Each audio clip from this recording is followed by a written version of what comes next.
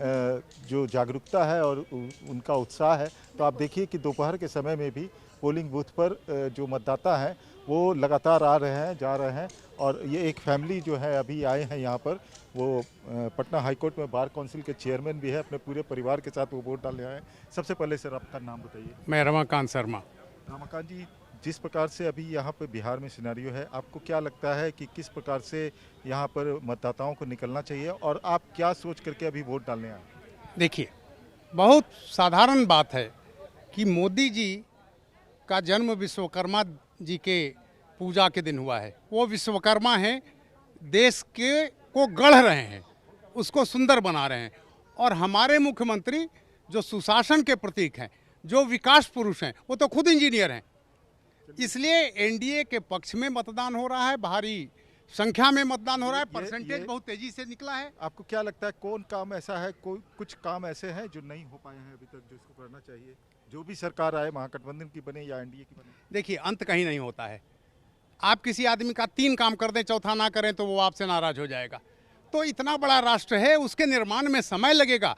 विकास रफ्तार पकड़ चुकी है, वो आगे भी रहेगी। और पूर्ण तो ब्रह्म है, केवल पूर्ण तो होगा नहीं।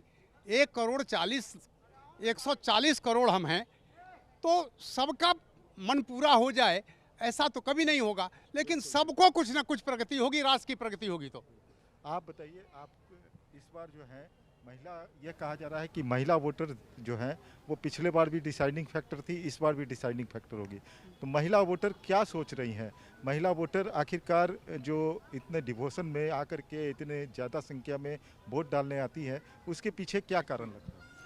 नहीं, इस बार की बात तो हम कर रहे हैं। ऐसे तो हमेशा ही हम लोग आते हैं, महिलाएं हम लोग ज़्यादा ही जागरूक हैं। ये नहीं है, वोट करना छोड़ते नहीं हैं, कभी पीछे नहीं रहते हैं लेके।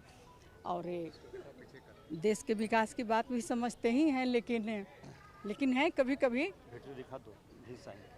गड़बड़ स्थिति देख के हम लोग भी पीछे हट जाते हैं वोटिंग में। साथ आए हैं वोट डालने। पूरे परिवार आए हैं। तो आप बताइए, आपको क्या लगता है, आप क्या सोच करके वोट डालने आए हैं? आप थोड़ा यंग भी हैं। समृद्ध बिहार के लिए, सुरक्षित बिहार के लिए हम लोगों का वोट है।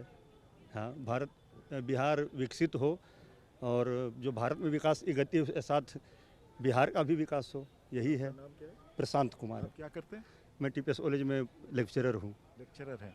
तो आप जब पढ़ाते होंगे तो आप बहुत सारे बच्चे जिस प्रकार के पढ़ने भी आते होंगे, उसमें बहुत सारे विचार, अलग अलग विचार के रहते होंगे। आपको क्या लगता है कि बिहार के विकास के लिए या बिहार को बाकी और सम्मान दिलाने के लिए क्या कुछ करना रह गया है? 20 साल में नीतीश कुमार ने क्या किया और क्या कुछ करना बाकी रहा? बहुत सारे काम तो हुए हैं, लेकिन युवाओं के लिए रोजगार की हो व्यवस्था हो, और जो पलायन है वो रुकना चाहिए। जो बाहर बच्चे जा रहे हैं उनके लिए बेहतर शिक्षा रोजगार बिहार में ही उपलब्ध हो, और ये होगा आने वाले समय में। आप लोग पूरे परिवार हैं, आप बताइए आप क्या कहना चाहेंगे इसमें? बस बिहार विकसित हो ही रहा है और आगे बढ़े बिहार हमारा, बस। ये देखिए पूरा परिवार जो है मैं भी लेक्चरर हूँ आरपीएस कॉलेज में। तो देखिए आप पूरा परिवार जो है वो एक साथ वोट डालने के लिए आया यहाँ पर। उन्होंने बताया कि क्या कारण है कि वोट डालने के लिए वोट डालना ज़रूरी है। और जैसे महिला थी, उन्होंने कहा कि महिला हमेशा से आगे रही है हर चीज़ में। और सबसे बड़ी बात यह है कि कुछ भी होता है, अगर कोई अप्रिय घटना घटती है तो पूरा परिवार भोगता है और सबसे ज़्यादा असर महिलाओं पे ही पड़ता है। तो महिलाओं ने 20 साल का शासन या उसके पहले का जो शासन देखा है, इसलिए महिला जो है अब अग्रसर होकर के अपने वोटिंग कास्ट में हिस्सा लेती हैं।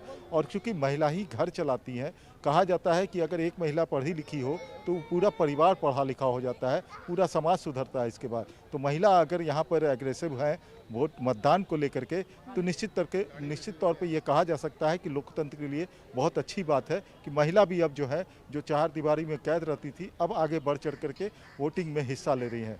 तो निश्चित तौर पर लोकतंत्र के लिए बहुत बड़ी बात है। और अच्छी बात यह है कि महिला जो है वो वोटर डिसाइडिंग फैक्टर भी हो रही हैं।